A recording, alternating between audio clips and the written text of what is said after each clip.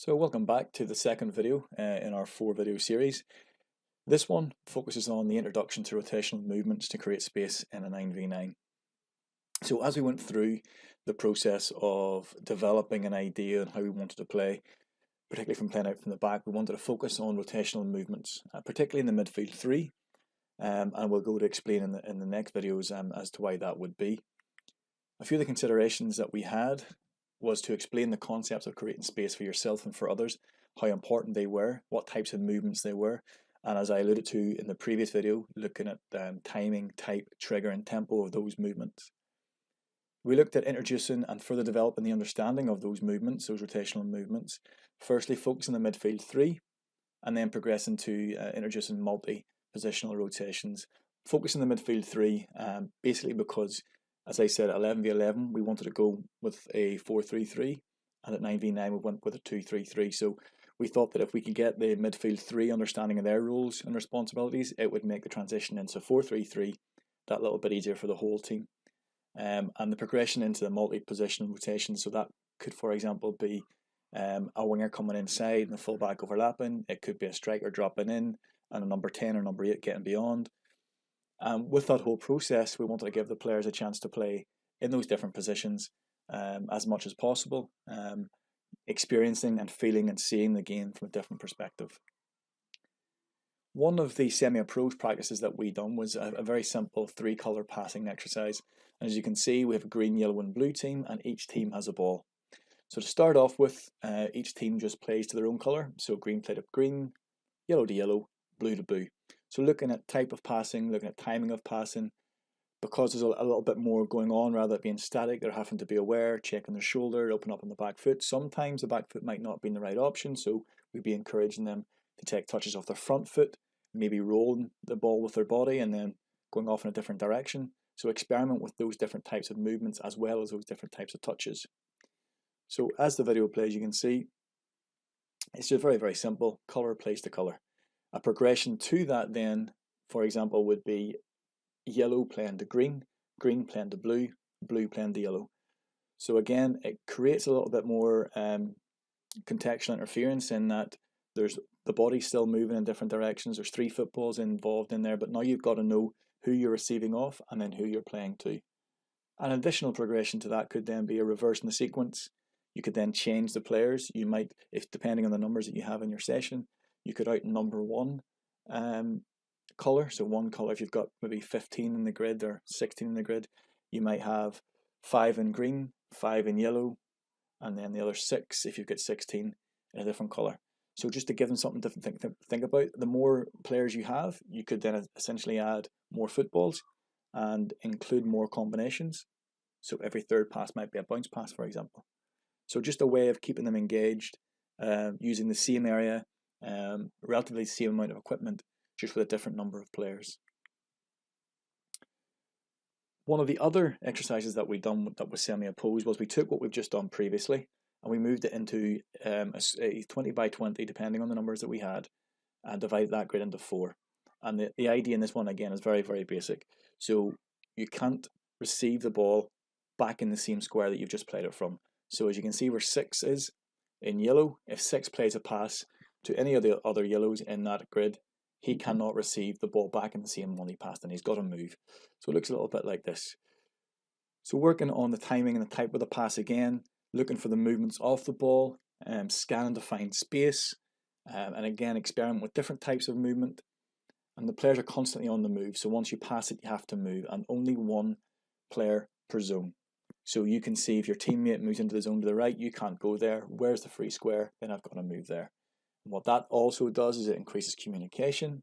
There's no sequence to it, so 6 can pass to 10 for a bounce pass if he wants before it gets to 8 in the yellows team, or vice versa. It doesn't make a difference how that's done. As long as you pass, then you move out of that square, and there's no more than one player per square. Another semi-approach practice that we done when we had less numbers, or when maybe the previous one was a bit too much for them when they struggled with it, we just took numbers out and we put 4 on the outside, only had 2 teams on the inside. So the principles, again, exactly the same. You can't pass and receive in the same square. You can't be in the same square as a partner. So what it does is it forces the players to, as I said before, scan, be aware, understand the triggers for movement, where it might be that in this example, if 3 has played to green 4, then 3 yellow is moving towards 10. 10 knows he has to move. So that's his trigger. He sees his teammate coming towards him. I've got to get my head up and find a different space, a different grid to move into. So again, very similar to the last one. Looks a bit like this. We use the green players on the outside to maintain possession, but the same principles apply. Move after you've passed. Can't be in the same square that you received or you've played in to receive in, and there cannot be more than one of your teammates in there. The opposed practice now, taking the previous session and putting it into oppose. We just simply take a ball out and we make it a 3v3 inside. And we hold the same principles true again here. This one, the outside players have unlimited touches. You have one player per zone in the middle. But what I did allow to happen in here was a bounce pass to happen. So I took away the restriction in the previous one where you couldn't receive in the same square you played from. Basically because there's so much more contextual interference in that you've got the blue team pressing the yellow team or vice versa. So there may be situations where they need that bounce pass to play back to the green so the green can play to a different area of the grid. And I don't think it would have been too wise restricting them on that in that moment. Certainly if you feel that the players are up to it and the grid's small enough and you think that they can move quick enough, then you can keep that stipulation in there. At that time that we delivered this, I didn't, but it could potentially be one that that you add later on. Another sort of question that we asked of the outside players was, and again to make them feel involved in it, was can you play to a different zone? So if 10 yellow plays to green on the outside, can that green then find a different zone to play into? It doesn't have to, but can he find a different one so it changes the point of our attack? So with the greens being involved in that process, then it gives the yellows or the blues on the inside, depending who's played to them, that impetus then to move and find different zones and different areas to play away from the press. So again, looks a little bit like this. Blue in possession here, 7 plays 9, he plays into 5. 9 and 11 will switch. Doesn't have to, but because 9 can receive back in that square again, but on this example I showed the switch, and the ball comes out the other side. If you wanted to, you could ask the defending team to go man for man and mark up, so that it becomes more of a 1v1. It's almost a competition within a competition, or a game within a game. Can you lose your man? Can you have a little drop of the shoulder, then move elsewhere? And I suppose then, in many ways, you can introduce different types of movement then. So can you dip the shoulder and run in behind? Can you get a little fake movement in behind, then come back out the same side? So a number of different varieties there. But again, all focused on the rotation and movement, all focus on the idea of movement, but also bringing in the outside players and thinking of the different types and ranges and angles of passes that they could potentially play. The next one moves it on a little bit further, and it brings it into a rondo. It brings it into a sort of more a game-related aspect in terms of directional play. So as you can see here, essentially the red team are set up in a 2-3-3. We've got 2 centre backs. We have our 2 wingers, our 7 and 11. We have our 3 midfielders inside, 6, 8, and 10, and our striker up top. If in this example here, the blues are locked into their area, reds can go anywhere they want. That's 6, 8, and 10. The outside players are staying the outside. What we try to do is, as a red team, try and progress the ball through, playing through midfielders to get the ball up to our striker and then try and get a finish on the goal. We've got to try and play into the feet of the striker who bounces it off for one of our midfield 3 then to finish. You can set time limits on it, so you might say that the outside players are outside for a minute, you might say they're out for a number of goals. Totally up to yourself as a coach and how you feel the session is going. But what it does do is this replicates our 2-3-3 formation with the idea of the midfield 3 rotating to try and play through. Again, still playing out from the back, and the idea that either 4 or 5 is going to start with it, so they could be our centre backs, and they're looking to play through. Before we move on and show you it, what we don't allow them to do in this example is to play 4 or 5 to play straight into 11 or 7, because we want the midfield 3 to be the focus of it. So we want the midfield 3 at some point to be involved in the play. So we don't want 5 playing to 7 to play to 9, for example. We want the midfield 3 to be involved in the build-up. So as you see, a little bit of rotation in here. 8 gets on the ball, feeds 10, who then switches the play to 11. 11 finds 6, who then knocks it out to 9, and 9 plays to 10. So it gives you an idea of how that looks. The Reds can play to either of the 2 goals. If the Blues win the ball, they then look to play off 4 or 5 red for a bounce pass and a shot into the goal that 4 or 5 are currently standing at. It makes the game directional, and it allows them a bit more free play in terms of the game being more realistic inside in essentially a 4v3, but the defenders are restricted. So the next video that I'm going to show you is a video that's actually taking place in a training session, minus the goals. Again, it's inside a small cage, so we try to keep the game realism as much as possible. And the video that you're about to see was presented back to the players at the training session after it happened, so they get to see themselves. And we've highlighted and stopped a few things and shown them what we were looking for.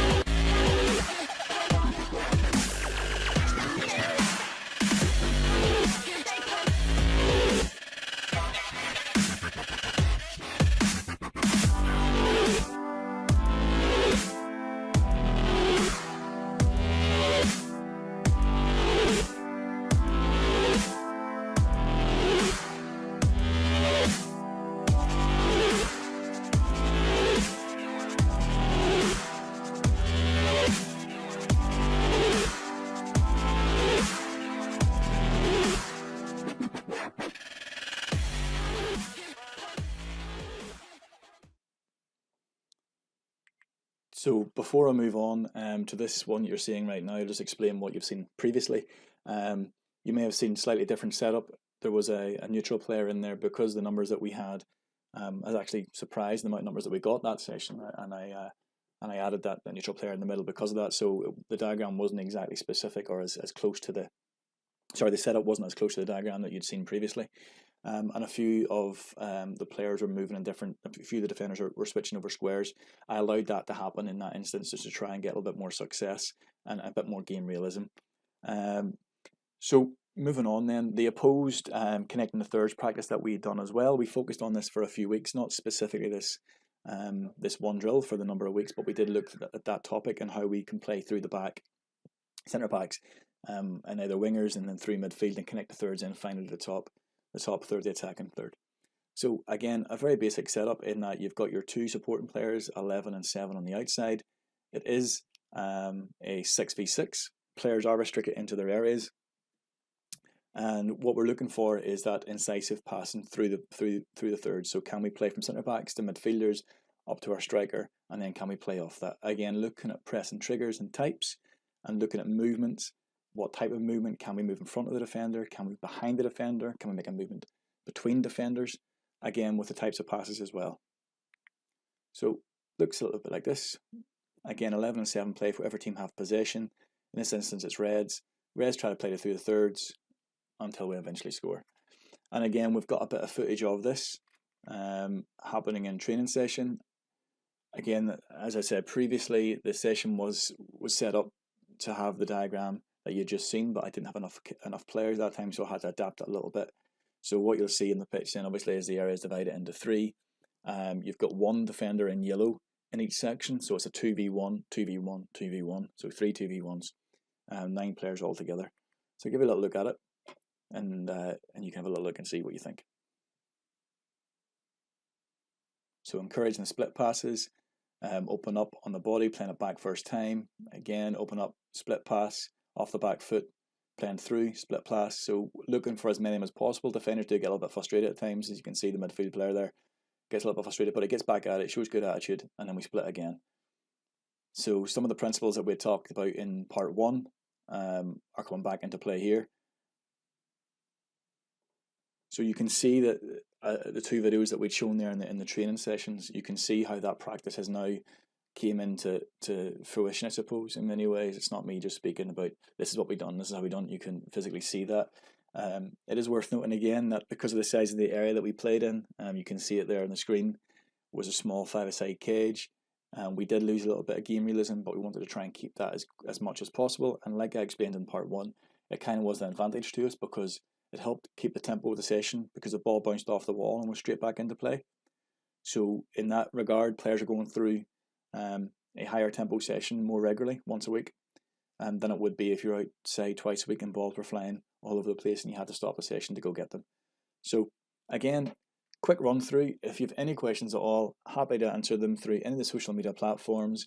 I've shared this on Facebook, on Instagram, on LinkedIn, on Twitter. It's on my YouTube channel as well, and a few other bits and pieces will be coming in the near future. Thank you.